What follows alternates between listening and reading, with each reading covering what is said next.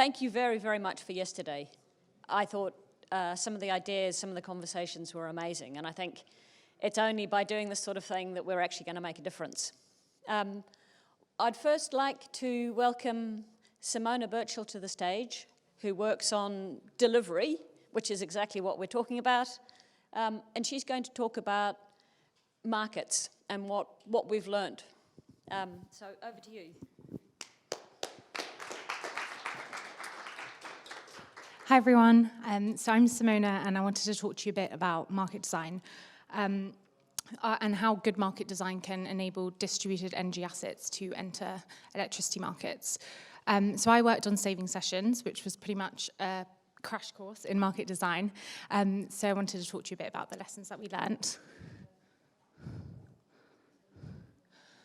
So I think this is, this is a bit of context that we all know, but I think it's important to remind ourselves of the scale of what is actually coming. So this graph here is showing the forecasted growth in residential demand, and we can see that this is largely going to be driven by the electrification of transport and heat in the homes. This graph is just showing GB, but we know that there's a similar trend that's set to play out across Europe. So this is, very exciting. There's huge gigawatts of very flexible assets that are going to enter our energy system. And the question is, how can we manage this load growth in a more intermittent, variable energy system? And I think this question can be answered through the lens of market design. So just to touch broadly on the different ways that we can incentivize flexibility in the home. So we have tariff-led flexibility, which is, nothing new. We've seen this for years, where savvy customers are shifting their consumption based on price signals. So we've seen this in GB with the Economy 7 tariffs. And the constraint here is that we need customers to take an action in order to shift their consumption. And then we have manual dispatch, which is what we saw with saving sessions or the demand flexibility service, where we can send signals to customers through emails or push notifications and ask them to change their consumption to help with peak times. And this is normally accessible to anyone with a smart meter, and we can access huge amounts of volume here. And then finally, the most exciting, I guess, which is automated flexibility. And this is where we can directly integrate to devices and manage load profiles to respond to markets.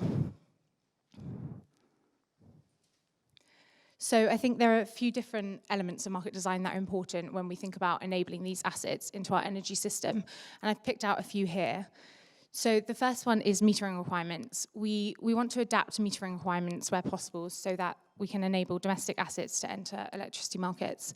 We've seen in some countries that the metering requirements are very, very strict, and realistically, customers don't want to install a £200, £300 meter in their homes, and it's not necessary in some cases. So we really want to adapt these metering requirements so that they're not only suitable for large power generators, and they're suitable for the actual technical requirements of the market. And then baselining rules, I think this is often overlooked and kind of kicked to the back of the technical annex of market design documents, but baselining is crucial, and it literally underpins how we calculate flexibility. And poor baselining can lead to bad behavior, for example, gaming, but also can inaccurately reflect how much a customer has shifted.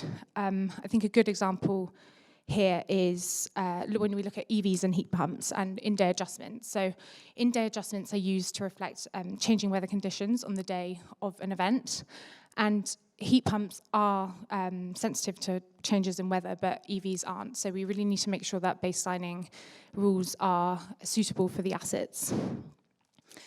And then finally, we want to increase the time granularity of markets. So this means making the settlement period shorter. So we know that especially with automated flexibility, we can get assets to respond very quickly and change their consumption for short amounts of time. So we want to really value this dynamism by making sure that we have shorter settlement periods. Oh, there we are. So yeah, the demand flexibility service, as we heard yesterday, was created in winter to respond to security of supply concerns. And this was created over the course of about a few months, and I just wanted to talk through some of the aspects of, or the elements of the market design that made it effective. So it's important to remember that this was a manual service, and it was a new service. So the first one is no penalties for under or over delivery. This was important because we wanted to, we were testing a new market and we wanted to access the largest amount of volumes possible. So for suppliers, not having penalties, for providers of the service, not having penalties was important to make sure that we could really participate with as much volume as possible. And similarly, the guaranteed revenues through test events. Again, this was important. We were investing a huge amount of money into creating a new service, so we wanted to make sure that it was actually utilized. And finally, day-ahead dispatch warning. This was important, again, because it was a new service, but it was manual dispatch, so we wanted to give customers as much warning as possible for this first run of the service. But moving on to kind of future iterations of the service and what we think would be good to redesign or look at again. So although day-ahead dispatch warning was important for this first time, we've proven that closer to real-time dispatch can work for manual dispatch customers. We tested a 6-hour notice window and we got over 100 megawatts of response. So we're confident that we can move to closer to real-time dispatch. And also clearer dispatch rules. Again, this is important to make sure that we're going to have increased utilization of the service and providers know when, or they have confidence that the service will actually be called upon. And then finally, I think we're going to touch on this a bit later, but baselining, we want to have a look at the baselining calculations again because there were some instances of gaming, but yeah, we'll talk about this later, I think. So these are kind of, the main elements of market design that I think were interesting and important for the demand flexibility service.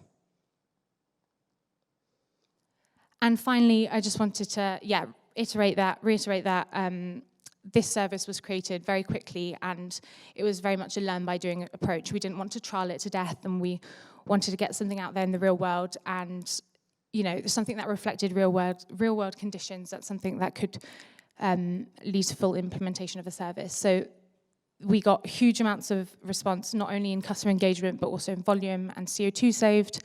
And here you can see some of the funny tweets that we received. I would urge you to look on the hashtag saving sessions on Twitter, because you can see some really funny examples of customers being engaged. And I think this shows that it's actually so exciting. This huge amount of flexible technology that we have coming onto our system is also really exciting. Customers really, they want to get involved and they want to be engaged. So it's exciting. So just to summarize, I think market design is really important to make sure that we can accommodate all these new energy assets onto our system. And we need to think about metering, baselining, and increasing the time granularity of settlement windows. But although market design is important, we don't need to make it perfect before we start trialing, before we bring it into the real world. We need to iterate into the real world, and we can then change parts of the market design then. Thank you. Next, I would like to welcome Lars Nolting from TenneT to talk about a range of his experiences from a German context. So can I please get you to welcome Lars to the stage? So there's the clicker. Thank you. Okay, let's see if we can connect. Yeah, perfect. Okay, so my name is Lars Nolting, and I work for TenneT, and we as TenneT are a German and Dutch TSO. And I want to talk in the next couple of minutes on our view and experiences with the integration of distributed flexibilities. And I want to start with a picture that I assume most of us know and are aware of. Of course, this is the energy transition that we are talking about on a daily basis. So we come from a system where we have a centralized system, which was quite easy to manage from a TSO perspective. We had a couple of hundreds of power plants to manage, and now we are moving to a world with decentral assets, and that's both on the supply side and also, and that's the new thing we are facing in the next years, on the demand side.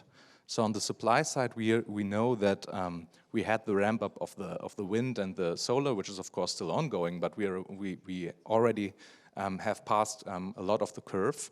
And for the demand side, we are just in the beginning of this.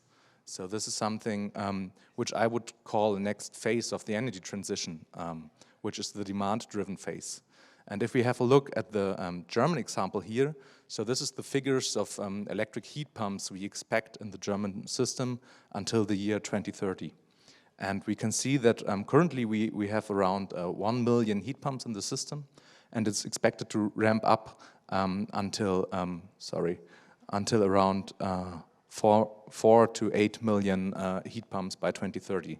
And this is an exponential growth. So we are in the beginning of the curve right now, and it's going to ramp up tremendously over the next years.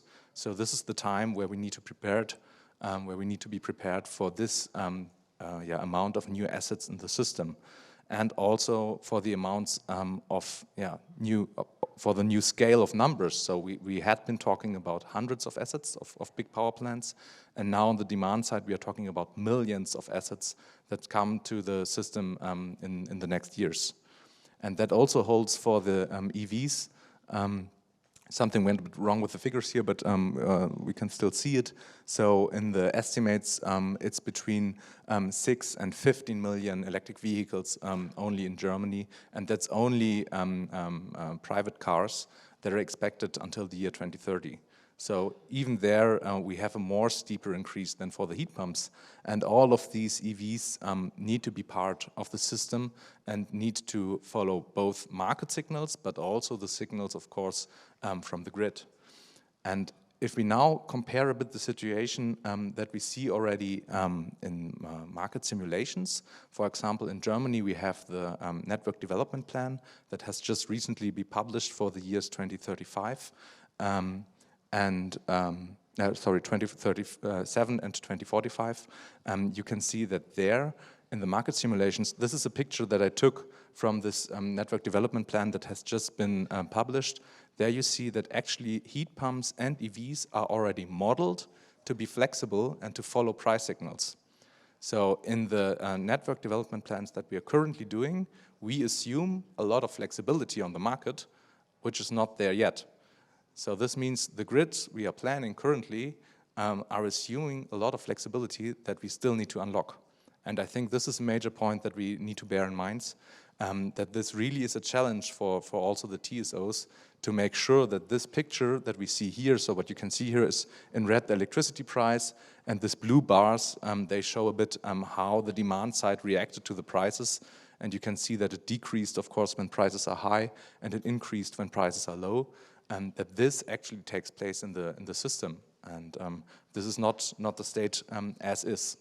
If, on the other hand, this will not be implemented over the next years, this will also mean that we need to redo the grid planning, and we'll need even more grids or even more costs for example, redispatch and these measures. So what we can see here is that actually we really need to make sure that this picture that's already there in the models will also be there in the real world, and I think this is a gap that actually exists. Okay, and on the next slide, I want to highlight a bit 3 obstacles that we see that build this gap. Why do we see it in the models, and why is it not there yet in the markets? And I think we've discussed some of those points also yesterday in the sessions. One of them is the customer activation.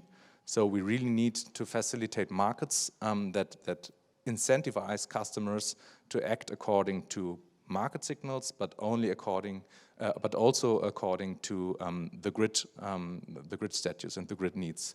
The second one is technological developments. If we want to give signals to millions of assets, we need to have the IT infrastructure from our TSO systems where we know what is the grid need to the single assets to really provide the signal, what should be the reaction at this grid point that is needed. And that is really the IT infrastructure that we are currently building also. And the third one is the lack of regulatory framework. And this means that also for us in the regulated business as a TSO, of course, we need to have the possibility to be remunerated for the incentives that we give to the distributed assets. And so this will then enable us to create really the market that's needed. And on the next slide, I'd like to point out which projects we are doing to tackle these obstacles. One of them is international and national cooperations. So we have founded the Flexes, which is the German cooperation between Transnet BW and TenneT. And this is part also of the Equigi crowd balancing platform. And there we are developing a IT infrastructure that enables us to give an interface towards aggregators that then can use our signals that we have on the grid to incentivize end consumers on end asset level to react to the grid status. For example, if you think about congestion management, we can give the signal for the south of Germany if there's a congestion from the north to the south, because we have a lot of wind feed in the north, and in the south we have a lot of electricity demand, to give a signal in the south to reduce electricity demand, and in the north to increase it, and instead of doing redispatch with thermal power plants. The second one is linked to it. This is building the IT infrastructure, which I've already touched upon. One of the projects here is the DEAR project, which is focusing on the integration of decentralized assets for redispatch. And there we are building the IT infrastructure from single asset over an aggregator to the crowd balancing platform, which is then linked to the TSO systems to really have that data flow from grid needs to single assets via market signals. And another project which I would like to highlight here is the integration of heat pumps. It's a project called VFlex, where we integrate heat pumps, and there we have achieved in pilot project the status that we can give a signal to the heat pumps and they actually react. They provide us a baseline, how they would usually run, and then we give a signal to decrease or increase demand in current in specific hours because of grid needs, and then these assets react to this kind of signal.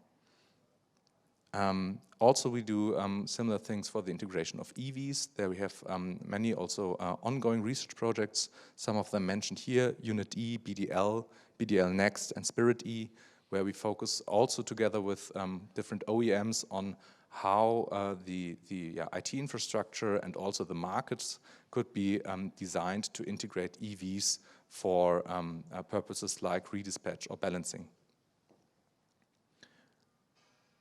And to sum it up, so there are currently being put high efforts in really creating the infrastructures and the markets that will be needed to unlock the flexibility.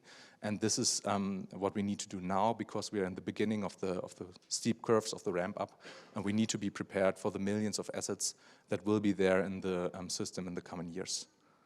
And with that, I'd like to thank you, and happy to hear questions later.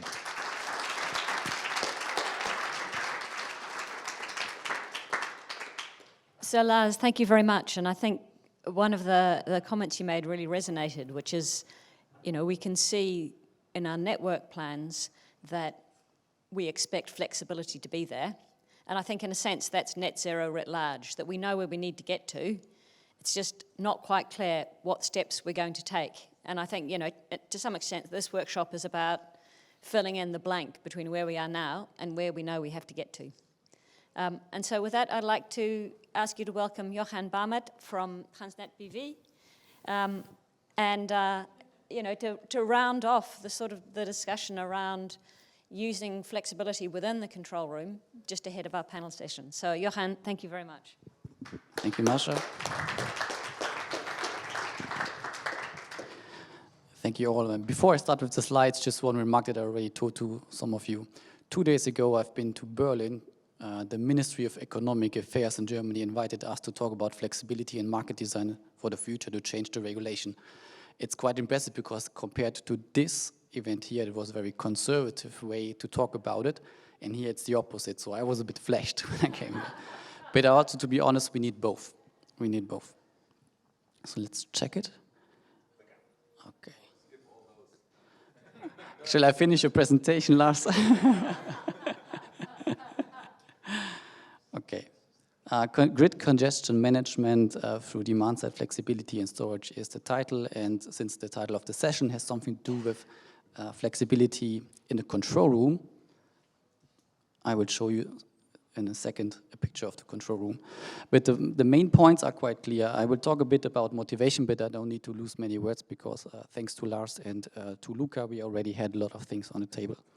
I will present you the results of the project that we had, PV Shift, which is quite interesting, where we really see what we can do. As Maxwell said, who wrote down the 4 famous equations that describe everything what we do, to measure means to know. Last point, second very important point today, I will present you our idea on Redispatch 3.0. That's a market design element that might help us. And I have an additional slide on the Transnet BW app that I can show you, because yesterday we talked about bringing a direct signal to consumers. So, oh, sorry, too fast. As a TSO, we have 4 main fields and responsibilities, and as mentioned before, the small-scale flexibility will impact all of them. Control room was in a title. That's a control room. That's how it looks like, and the people working there 24 hours to save the grid. And I will come back to that later. So on the motivation, when we talk about small-scale flexibilities from the TSO perspective, for us, small-scale flexibility is a driver, let's say part of the problem and also part of the solution. So it has both things. As Lars pointed out, we have promised to integrate the new flexibilities in the system with our plans. And these flexibilities offer some potentials. We can reduce CO2 emissions, we can use it to optimize households, we can use it for system and grid services, and it's there to, and it has the potential for new business opportunities for many players. But the way how we address it, it's a bit different, and following the sentence, no problem, no product, we must start with the real problem, why we need a product in the market. And that's a bit different for all the players. For Transnet BW, or for many German TSOs, the problem is a redispatch. Let's start on the right-hand side. The special thing about Germany is a regulated redispatch regime. In the old world, the big power plants above 10 megawatts were obliged to follow the redispatch regime. We order them, they need to react on our signal, and the remuneration is cost-based. Recently, the German regulation has extended this regime to smaller scales, which was a big change for Germany, and we are still working on it. Now, we have the obligation to participate in this regime for units, storage and production in lower voltage levels, and we have to set up a whole bunch of TSO, DSO coordination and procedures. In this range, we have provided an IT solution for the TSO, DSO coordination. I cannot talk much about it, but if you want to experience what DARE is, our platform is called DARE, and we gave it the name by purpose. To dare, we showed some courage to do it. And in the internet, you can find a game and experience how this platform works. It's a DARE game. And what I will talk about now a bit further is we want to extend, although we are working here, we want to extend the redispatch regime, but not with a regulated way, but with a market-based way. I will come back to that slide later. Now, main point, what is my problem? On the one hand side, I fear that I will have a redispatch gap, meaning not enough flexibility in the system to cover my need for redispatch. And on the other hand, I'm aware that there's a huge economic benefit of small-scale flexibilities. We have conducted sound and proper study, and we have shown that we can significantly lower the total system costs for redispatch when we integrate small-scale flexibilities. These figures, 200 million euros for the south of Germany over 7 years. It was calculated before the Ukraine war. If we recalculate it, I guess it will be even higher. So that's a huge amount of money we can save, and I guess it's worth to spend maybe 20 million euros to make the IT system happen. Then we have it in 6 months back. Main slide for today. One project that we have conducted last year is called PV Shift. And it's quite easy, simple, and it was a good lesson to learn. What did we do? Tesla gave us 100 Powerwalls, and they are connected with a PV solar panel. And usually the sun comes up in the morning, the storage is starting to load, so to fill the battery, and if it's full, the rest of the energy goes completely into the grid. And what we did simply is, if it fits to our needs, we gave Tesla a simple signal, and they have shifted the start of this battery loading to a later stage. With that, we have a kind of, let's say, load shift. We have reduced the load in the morning, but we also are aware that there's a counter rebounds effect, which means it increases the load in the afternoon by shifting this, let's say, a loading event. And we have done this, so you see it here a bit in the curves. It's not time to explain all the details, but I hope the baseline message is clear.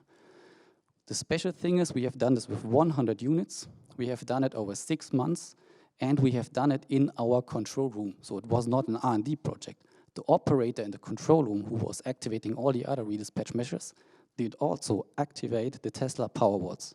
That was very important. And we gained a lot of experience by this project. One thing is, I can repeat it, the distributed flexibility requires new products. It was very important for us to understand the potential and how can this curve be described, what is the shape of this flexibility, and does it fit to my need as a system operator? Does this fit to my, let's say, forecast of redispatch that I have? And in this case, we designed it in a way so that it fits. And that's why we have used quite often this flexibility in the summer. I think every second day we activated it. And there were many other findings, for example, high level of buy-in from pilot participants. Tesla only sent out 1 email and we got a very high rate of response for participation. That was very encouraging. So there were many people willing to participate and to help. Now I would like to point out, another important point. As I mentioned before, we have a regulated redispatch regime in Germany in which we somehow built a redispatch merit order for activating the best power plants when we need it. And our proposal is, when we start to use small-scale flexibilities, we know how to combine a merit order list from the small-scale flexibilities with the regulated merit order list, to have a common merit order list. Meaning, in the end, if small-scale flexibilities are cheaper than the conventional power plants, we will use them first for redispatch. And there's a complex mechanism behind. I don't have time to explain it, but this idea was developed together with TenneT and the consultant eBridge. We presented it on many stakeholders, and all of them are quite interested and positive about this next step. We are working further on it, and will be an update of the study soon.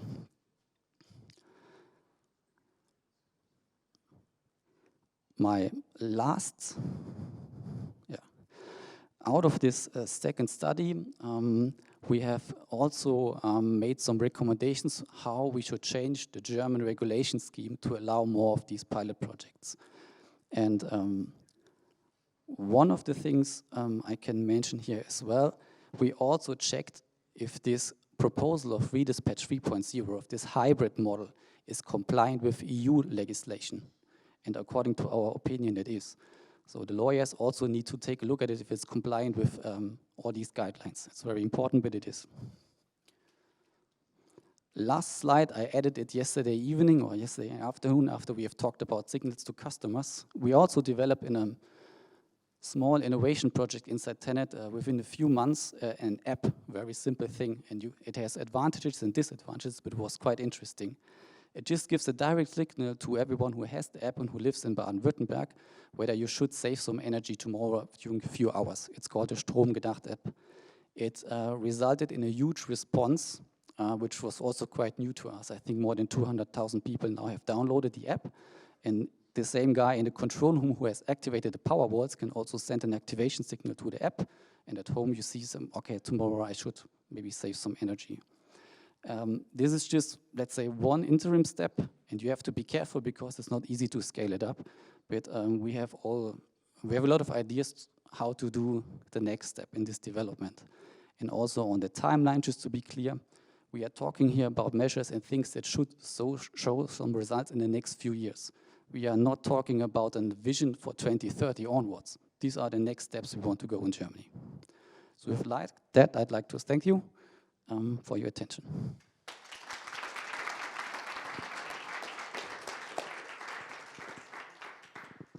Jochen, thank you very, very much. And really fascinating to see the sort of the exploration and the next steps of what's going on in Transnet BV and the movement to direct communication with customers, and indeed the response that customers actually provide. So very, really fascinating. I'd now like to call on the panelists to come up to the stage, and we have some questions for you, and then hopefully the audience, hopefully you've got lots of questions as well, so keep that in mind.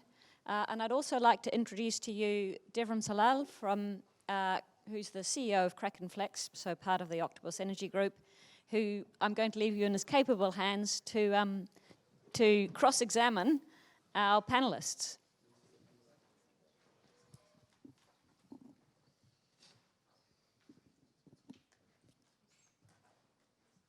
Excellent. It was a great day yesterday, and one of the things that I looked to judge how good a day is the turnout the next day, so we're doing quite well. But the other one is how much time do we spend after the event discussing it? And a lot of us go to Future of Utilities, and the event ends 5 minutes and we're all gone.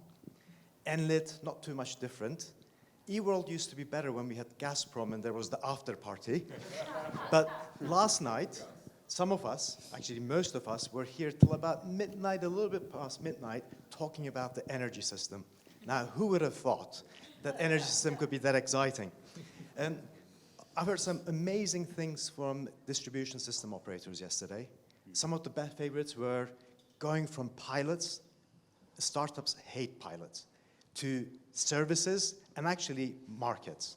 Amazing. And we had Sotiris talk about it, and Alida coming from slightly different perspectives, but brilliant.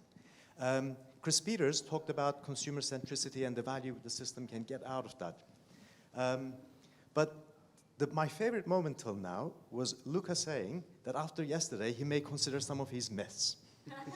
But coming back to today, we have TSOs here. So my question to you guys is, you are so far from the consumer. Why do you even care about consumer flexibility? And I'm going to start this with David Waldash. Thank you.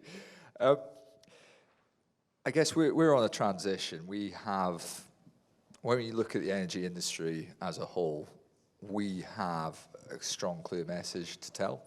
And as part of that ecosystem, we need to be out there supporting others who are part of the energy industry to make sure that we are coordinated and providing knowledge, information, inspiration for the end consumer to proactively support the energy industry as a whole. I'm not going to lie, we don't have that end consumer relationship. We shouldn't be the ones who are doing that, but we can reinforce, we can reinvigorate and collaborate in terms of how we put that across. We know that we need to encourage STEM subjects at school, and we all have a part of making sure that we really motivate and energize the next generation who's going to take this forward as well. So I think we all have a part in that respect. Brilliant, thank you. Jochen, you talked about some incredible projects, but same question to you. Thank you, Darren. I think it's back to what we mentioned before. We gave, as a TSOs, a promise that electricity is always there. I have one guy in my team, and he travels quite often to South Africa. He comes back and tells me that they have load shedding a few hours every day. Can't imagine it here. And to keep the promise in the future, we need to address and be in contact with the consumers as well. They must be more aware and transparent what's going on, and they must be aware that now they are not only consumers anymore, they will be active prosumers. So that's why it's quite important that we start to make contact to them and to also listen to them, because we need their acceptance. That's why we do that. Brilliant. And look, I think industrial demand response is important, but how are you guys going about pushing this further into the consumer?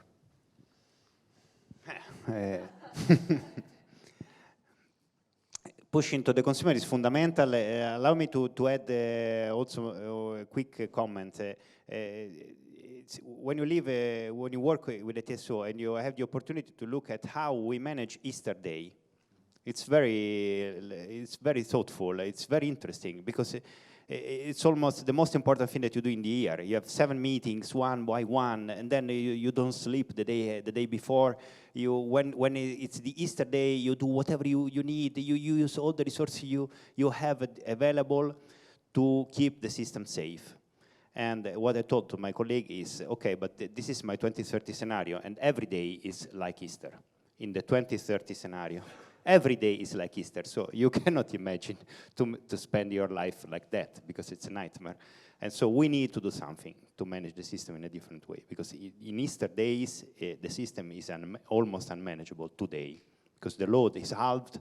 We had a lot of wind, a lot of sun, so the residual load is negative. So it's almost negative already today. And all the days in 2030 are like that, so we need something else to manage the system when we will have 70 gigawatt of additional.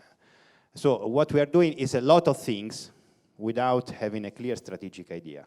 This is the truth, honestly speaking. So the pilot projects, technological projects, equity, whatever we can do, but we still haven't found the right path. Because as I said during my presentation, honestly speaking, I do not see this happening. I do not see there are not even electric vehicles in Italy yet enough to provide this flexibility. But on the other hand, I see, in my personal opinion, the biggest challenge is the technological standards.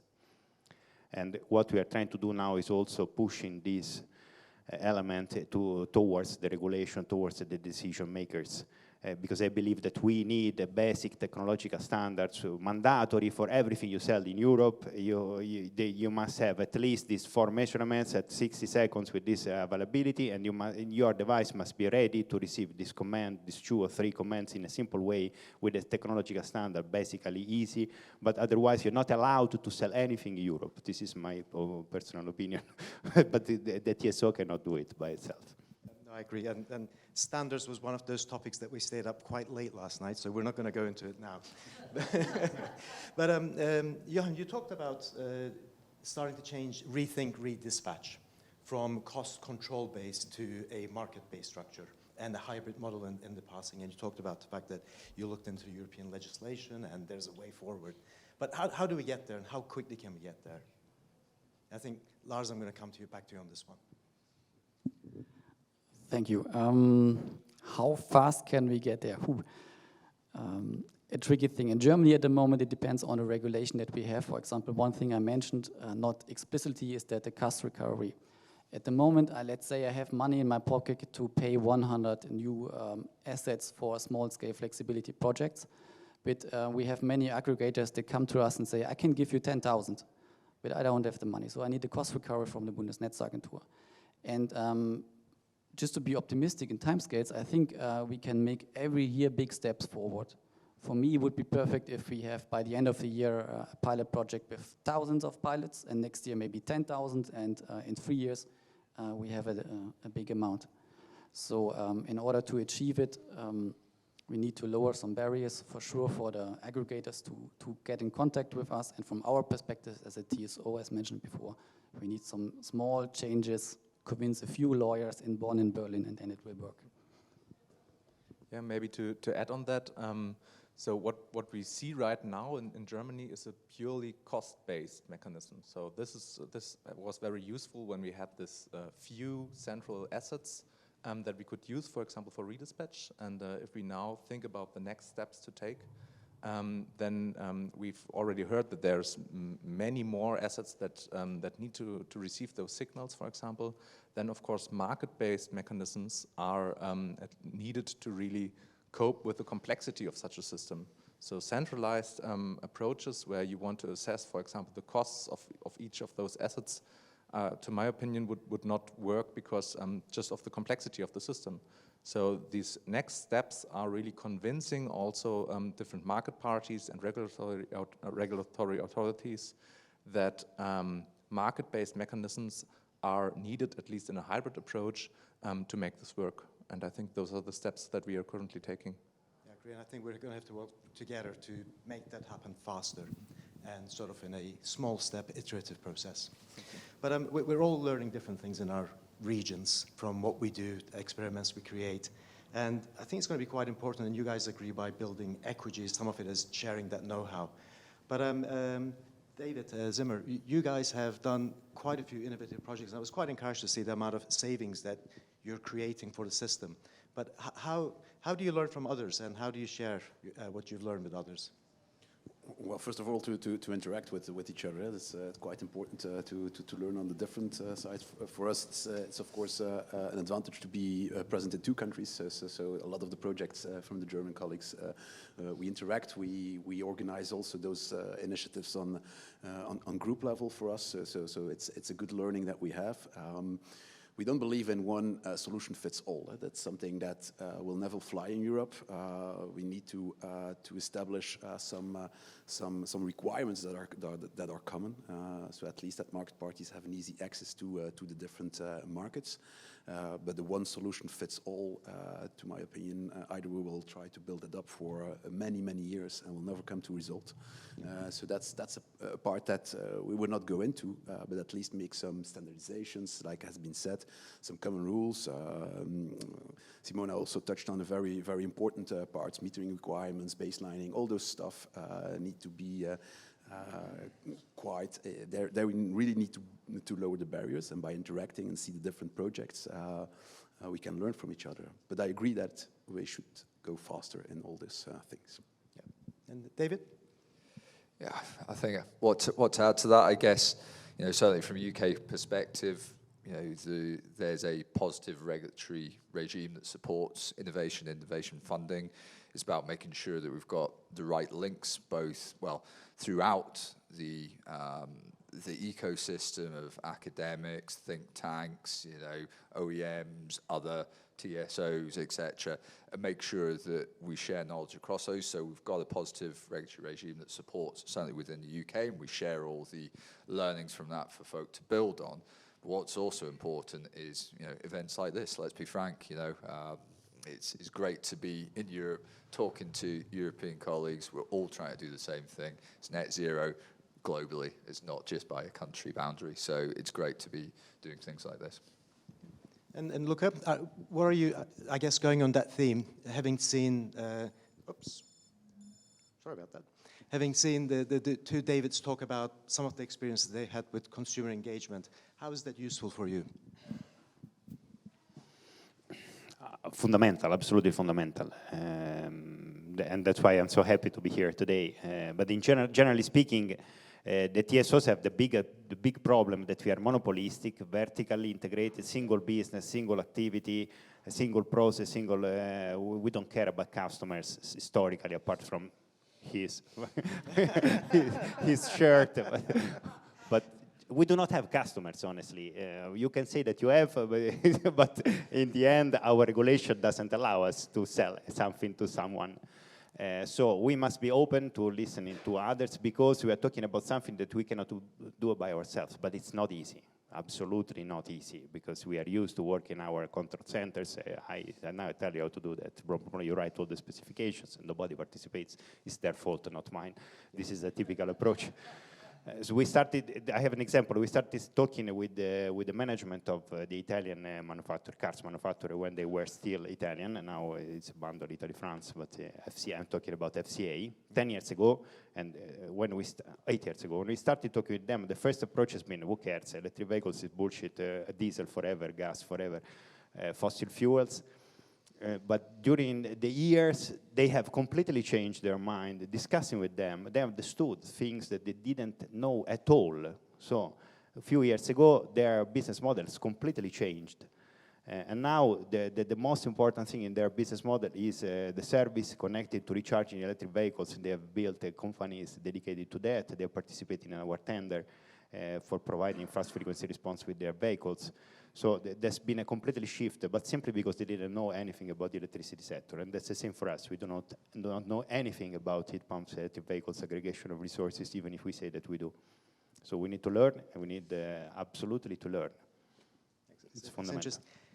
Please, Lars. Yeah, maybe to add on that, because I think that's a really relevant point to learn from each other and to already have a broader perspective on that. Because if we have these pilot projects, for example, and we know this is just the first step, as you said, startups hate pilot projects, but I think they are needed in the beginning to have first experiences, but then, of course, quickly move towards more services and markets. But if we do those pilot projects, then we need to make sure that we learn really from each other and we create the standards that can be used also on a European scale to make the market entry as simple as possible for aggregators and OEMs to really make sure that we have scalability from the beginning. And I think that's really why collaboration and events like this today are really relevant to make sure that we are not diverging in the into two different approaches and two different interfaces in the end. Thank you. And probably a bit of an open question for this one. So, Luca, when you talked about the UVAM response, you said majority of the portfolio were single pods.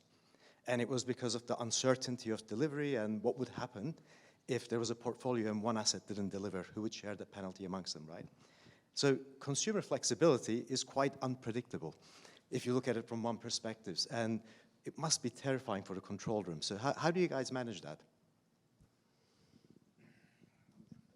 The typical way. I want the measurement at device level with an optical fiber directly connected to your fridge in your home with a duplicated measurement. So both optical fiber and then another measurement. And the big meter. The precision must be 0.1%, and you must comply within 1 second to anything I tell you. So this is perfect, easy. David Waldash, what do you think of that? Exactly the same. No, I think, you know, if I was one of my control room colleagues, I think, you know, I've headed up my markets function, we design these things, we think about what the challenge and the problem is and how we deliver what we think are solutions that will support them. There's this constant healthy tension between ourselves and our control colleagues who are sitting in the hot seats 24 hours, 7 days a week. There's a cautious approach, but they understand that we need to change, but we need to do that in a cautiously positive way. The way that we've looked at introducing new products is building up the trust, understanding, okay, well, if it's a post-fault or a pre-fault, particularly a pre-fault, you know, frequency response product, for example, let's see actually on the system how 100 megawatts looks, 150, 200, and slowly go through. Just because you can model everything, but until you got it proven in a live environment, it's very challenging. Hence why we're trying to do, there's a lot of people, digital twins and all the rest of it, but until you get there, then you do have to do that kind of cautious approach. But that is part of hearts and minds. We know we need to change. We need to bring in new resources and think differently. I think you used my favorite word there, trust, which I think is the key to the energy transition. Jochen?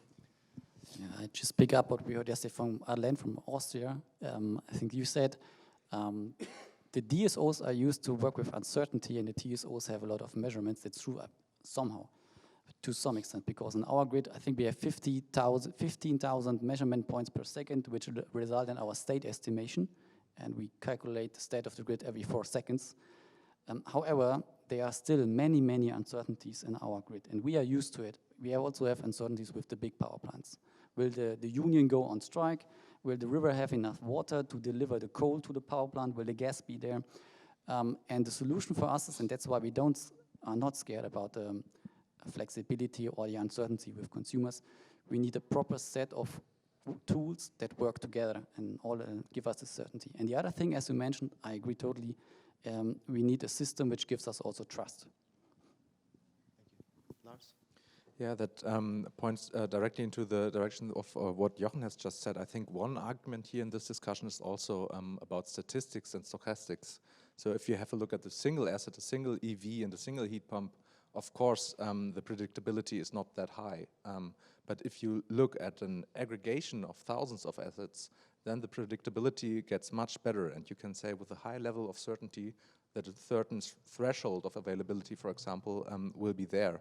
And I think this is actually what will help us also to manage that system, because we know then in the past we knew, okay, this power plant will be available at 95% probability, and now we know, okay, from these thousands of heat pumps, at least let's say 90% of them will be available with a probability of 95%. So this is the way we I think could also consider this, that having a lot of assets in the end increases predictability.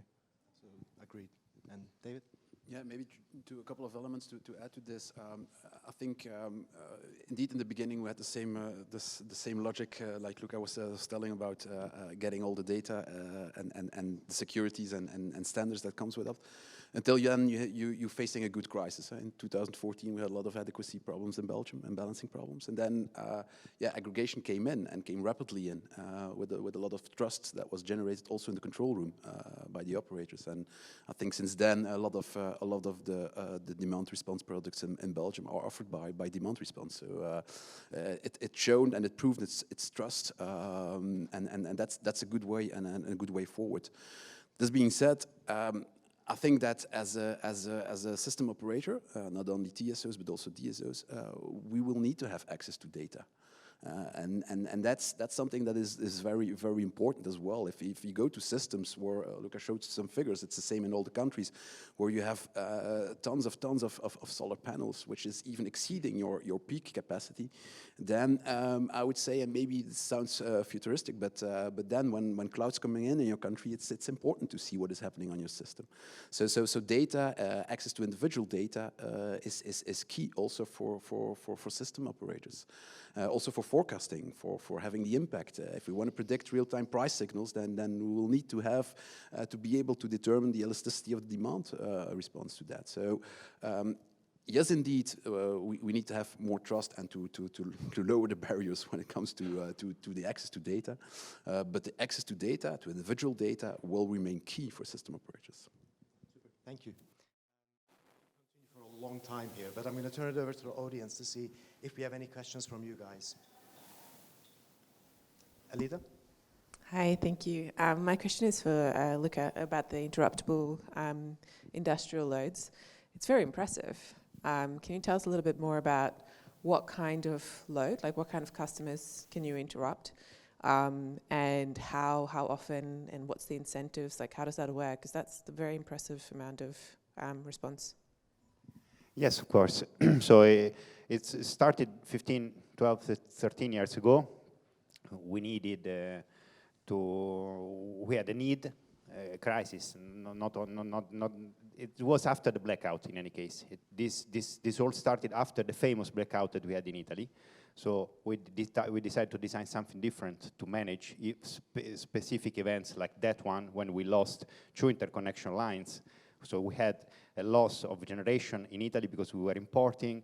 There's been this imbalance during the night with the low load, and then we had in few minutes all Italy went out. And after that, we started searching for the solution, and we decided that this could be done. So it's based on a central computer which manages all the data coming from frequency, grid frequency, all the events that you can have disconnection lines and so on. And then you have some computers installed in each industrial plant.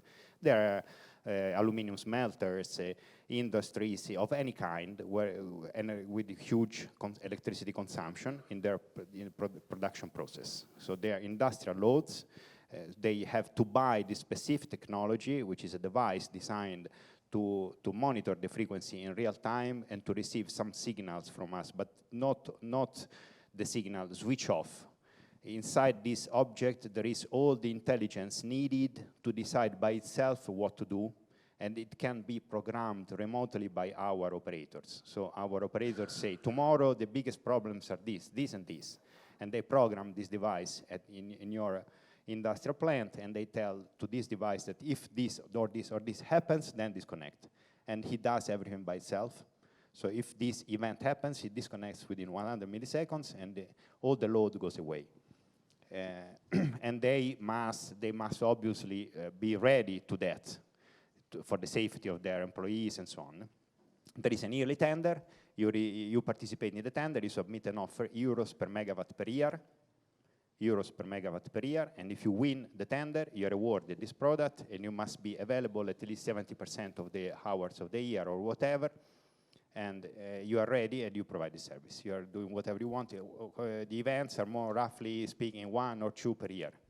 So you are disconnected once or twice per year, more or less. When you lose a line, when you lose a big power plant, when you have an event in Sardinia, whatever, in the islands and so on. Sebastian from Octopus Energy here in Germany. I have a question mainly to Lars and Jochen. How do you look at the whole 14A discussion in Germany, which would basically allow the DSOs to curtail heat pumps and EVs? Yeah, thanks. So of course this is part of the discussions that we are leading right now, because we've talked a bit about this redispatch 3.0 scheme. Of course, one of the really relevant points is the integration of the DSOs and the collaboration between TSOs and DSOs. And there we need to make sure that if we as a TSO want to use flexibility from a DSO grid, for example, the heat pumps and EVs that are connected to the DSO grid, that we do not interfere with mechanisms for the DSO system. So for us, the logic would be to first make sure that the DSO grid is not overcapacity, and then the remaining flexibility we can use then for the TSO's grid. So this is really relevant for us to know which mechanisms are there that can be used in the low voltage grids to make sure that we combine them with the approaches for the high voltage grids. And if I may compliment 14A, for sure it's also a bit a hot emotional topic, because there was already an attempt a few years ago, and I remember the day when it suddenly disappeared off the table. What was quite impressive. From my point of view, at first I recognize and accept that the DSOs at the moment in Germany have no active tool to do this kind of congestion management, and from their perspective, it's a very important piece of the puzzle to keep the system safe. On the one hand side, it's a measure of last resort if the grid is in real trouble. On the other hand, I also appreciate and recognize it might be an obstacle to make business or for small-scale flexibilities behind the meter.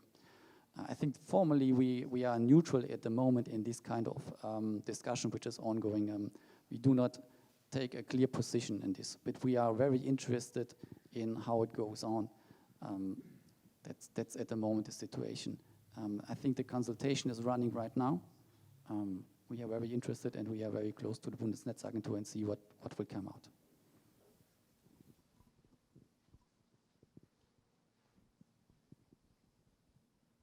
Thanks.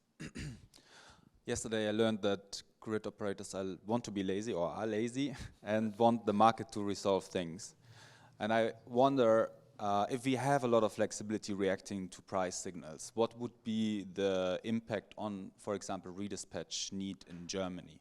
So wouldn't it be maybe a good idea to focus on getting the flexibility into the energy market, also from a TSO perspective, to reduce significantly the redispatch need? That's the first question. And the second question, I also see the counter challenge. When you shut down power consumption, it has an impact on the trading or on the energy in the balancing groups of the aggregators. So, for example, if National Grid shuts down Octopus Energy consumption, day ahead, what do you do in your balancing group? And doesn't this counteract maybe even the flexibility? Because prices would drop in the intraday continuous market because Octopus Energy sells the energy, somebody else buys the energy and consumes. Thank you. Yeah, thank you, Raphael. Correct? Yeah, we had interesting discussions yesterday evening. First thing, I think I want to see flex in both explicit and implicit ways. For us, explicit ways is the next logic step because it addresses my problem, but I'm not against the implicit way. So, and that's why we are also motivated to drive on our equity project, because this will be a solution which can give 1 megawatt of flexibility to where it's needed. The colleagues from Austria, which are not on the panel today, they call it Drehscheibe. You say 1 megawatt from flexibility, and some intelligence decides where it's met best. Maybe for the other part of the question, I can pass to you. Okay. Which part? Honestly, I haven't understood the question, so Yep. I'm not capable of answering. Maybe I It's can the add to market. Put this flexibility in the market. If I understood you correctly, it's a development, and the next step for us in Germany as we explained before. To be honest, if you want, you can repeat the second part of your question to ensure that we got it right. Yeah, maybe directly to National Grid. So if you shut down power consumption of an aggregator to resolve ESO demands, what happens with the shifted energy in the balancing groups? Or how does an aggregator react on that? And what's the consequence of that? Okay. So to articulate, if we're talking demand flexibility service, for example, just to interpret there. So Octopus, 100 megawatts would have been, they forward sold their position. So that's assuming that their demand was there and delivered and took at the same time, then their account would be trued up and they wouldn't be cashed out. We call the demand flex service, their customer base reduces their demand, they'd actually be long on their account at that point. I guess it's a question back of, because we were calling it a day ahead, it's around the certainty of, are the customers going to deliver that? Are they going to be long by 100 megawatts, and what do they do? Do they spill it into the market? Do they sell it back into the market? But overall, though, fundamentally, the number of megawatts that we're looking has reduced. So it's a cash flow piece. It would, start to pull down prices, and I think that was one of your points if you suddenly push for more energy in. But I guess that's the whole market work, and you suddenly, your demand and supply, obviously your demand has reduced a bit, so naturally you should start to see it come down. So timing is of the essence of what kind of open markets, tradable markets are open at what point in time. The product in this case was day ahead, so yes, intraday trading you could have put it through, but then post-gate closure, obviously, that closes and it's just ourselves and the balancing mechanism in the UK that has access. So it's more to kind of think about. I'd love to understand from Octopus perspective how you thought about that through this product. Okay. So what I will do instead of one is last question to Marcia, and you can pick this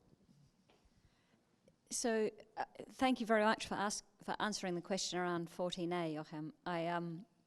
I had to do a sort of a mental flip in my head because I was thinking, well, how would Intelligent Octopus be looking at the same situation? Here is an opportunity for wholesale arbitrage, but the DSO market's constrained.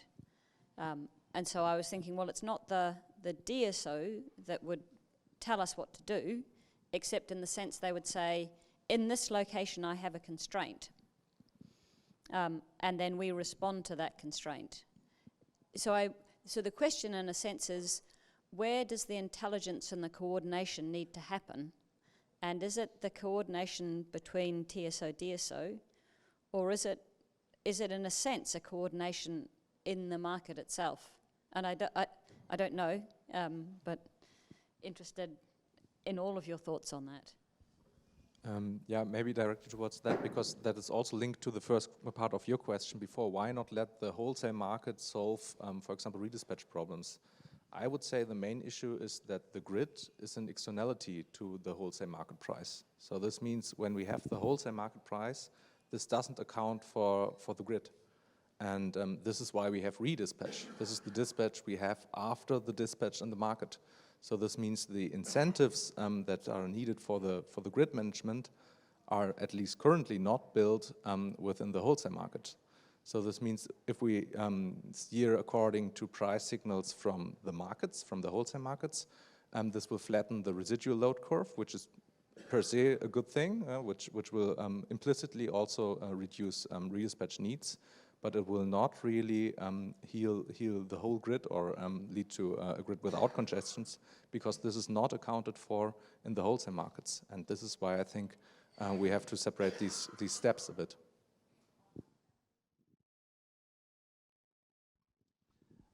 Maybe behind this, there's also a bit of kind of, let's say, what do you believe in? Whether the market does solve the problems better, or a regulated regime, or the TSO. for sure we start to measure, and we are working on a smart system where the market will solve more problems in the future than in the past. That's for sure the direction. But the question is, how far can we go? What's good? And maybe it depends on the time and the target year to which we look at. This is a bit the way forward. And yeah, I had the experience. I have been in the control room. I've been sitting in the shift, and I just have the trust that the colleagues there, and if you sit there, you feel the responsibility. They do their best job, so I feel safe if they solve the problems. The question is also about what happens if the market cannot solve a problem or doesn't solve the problem. We have these kind of thoughts in mind. Then again, it's on us to solve it. It's a process, but we are already running in a direction. Thank you. And final question. Thank you. Luca put up the figures for Fit for 50, the 2030 figures, which show quite remarkable things that have to happen between now and then. So the first, and every country has similar targets. First question is, do you believe the targets? So do you think this is going to happen? And if it is, then this seems a bit like a crisis, frankly, because 2030 is only 5-6 years away. So what is it, the way that you think we're going to get to these targets? And does it make sense for TSOs to do consumer apps, which is not their core business, rather than working with third parties? What are your thoughts? How do we get there? Do you believe it? And if yes, how do we get there? I totally believe. I totally believe that it's possible, it can happen. We have already seen, we have installed 30 gigawatt in 3 years in Italy in the past. So it's totally feasible in terms of installation of renewables. The system can work in 2030, even without distributed resources. If we are going to install the storage that we need, and I hope that we will do it because we have the tender mechanism, which is already almost there.